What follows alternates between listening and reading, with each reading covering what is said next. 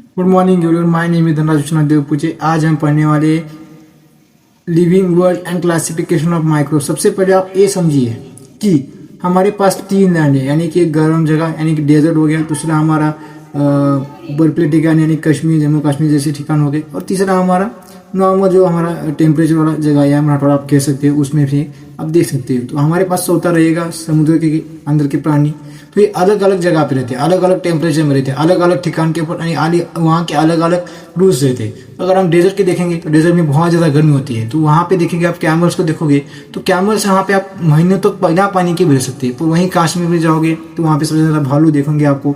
तो जो भालू है उनके बाल देखोगे तो बहुत सारा होता है, क्यों वहाँ पे जो हीट है वो हीट से बचने के लिए उनके बाल होते हैं सबसे बढ़िया चीज़। वो आप समुद्र में देखोगे फिश हो गई, डॉल्फिन्स हो गए, अगर शार्क्स हो गए, ये सब होती हैं।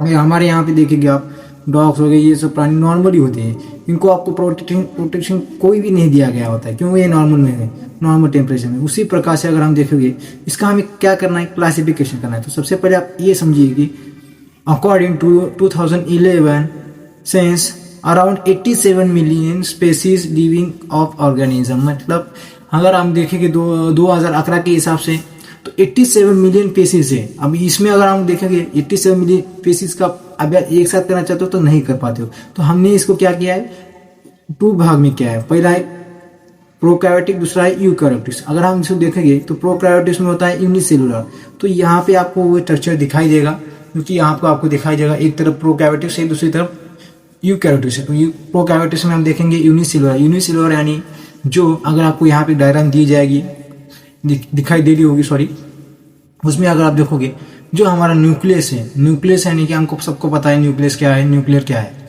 तो उसमें हमारा जो न्यूक्लियर मेम्ब्रेन होता है, यानी कि न्यूक्लियस का आउटर साइड का जो कवर होता है, इसको हम कहते हैं न्यूक्लियस मेम्ब्रेन। वो पूरी तरीके से डेवलपमेंट नहीं होता है, उसी कारण उसको हम कहते हैं कि न्यूक्लियस अंडर डेवलपमेंट, यानी कि उसका पूरी तरीके से विकास हो नहीं पाता है, तो उसे हम कहते हैं यूनिसेलुलर। उसके बाद हमारे पास उसी के नीचे आप देखोगे, यहाँ पे उस डायग्राम वापस आपको मैं शो करता हूँ, किंगडम मोनेरा, वहाँ पे दिखाई देता है। तो हमारे पास रहेगा प्रोकैरियोटिक्स से यही है, अब उसके अंदर आपको यही अभ्यास करना है, वो हम आपको अगले लेक्चर में बताएंगे।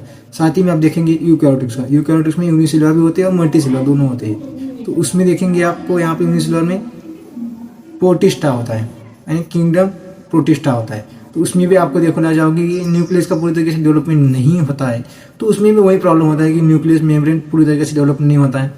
उसके बाद अगर हम मल्टीसेलुलर में जाए तो वहाँ पे मेनली तीन होते हैं, kingdom fungi, kingdom plant and kingdom animals. अगर हम देखोगे फंगी में क्योंकि सेल वॉल प्रेजेंट होता है और उसमें फोटोसिंथेसिस जैसी चीज़ें प्रेजेंट नहीं होती है। तो अगर हम किंगडम प्लांट है यानी कि प्लांट्स में देखा जाए तो फोटोसिंथेसिस होती है और वो अपने फोटोसिंथेसिस के लिए सेल प्रोड्यूस करते हैं, यानी कि अगर हम देखा जाए लीव्स फ्रूट्स वगैरह प्रोड्यूस करते हैं। उसी प्रकार से एनिमल्स आपको सबको पता ही, उसके बारे में ज़्यादा बोलने की ज़रूरत नहीं है। तो अगले भाग में हम देखते हैं कि प्रोकैरियोटिक्स क्या है, यूकैरियोटिक्स क्या है, साथ में यूनिसेलुलर क्या है और किंगडम मोनेरा क्या है, प्रोटिस्टा भी क्या है। उसके बाद हम देखेंगे फंगी, प्लांट एंड एनिमल्स। इन सब के बारे में हम अगले लेक्चर में डीप में बताएंगे। तो आज का टॉपिक हमारा यहीं खत्म होता है, क्लासिफिकेशन ऑफ डीप।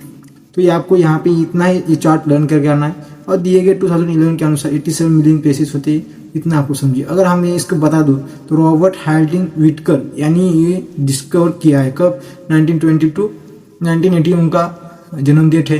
तो इसकी वो जो 60 साल का जिए उन्होंने, उसी में वो क्या है, वो कौन थे, अमेरिकन इकोलॉजिस्ट थे। और उन्होंने डिस्कवर कब किया है, 1969 को इन्होंने ये जो क्लासिफिकेशन है लिविंग ऑर्गेनिज्म का वो डिस्कवर किया है। तो इसी प्रकार से आपको आने वाले समय में हमको ये जो क्लासिफिकेशन से वहीं पढ़ना है, और यहीं से हम जानेंगे कि 87 मिलियन पेसिस को अगर आप स्टडी करना चाहते हो तो एक साथ आप उसको स्टडी कर नहीं सकते विदाउट इस क्लासिफिकेशन के। तो मिलते हैं अगले पीरियड में। अगर आपको इस टॉपिक के ऊपर कोई डाउट है तो हमें कमेंट कीजिए, हम आपको वो डिटेल में बताने की ट्राई करेंगे।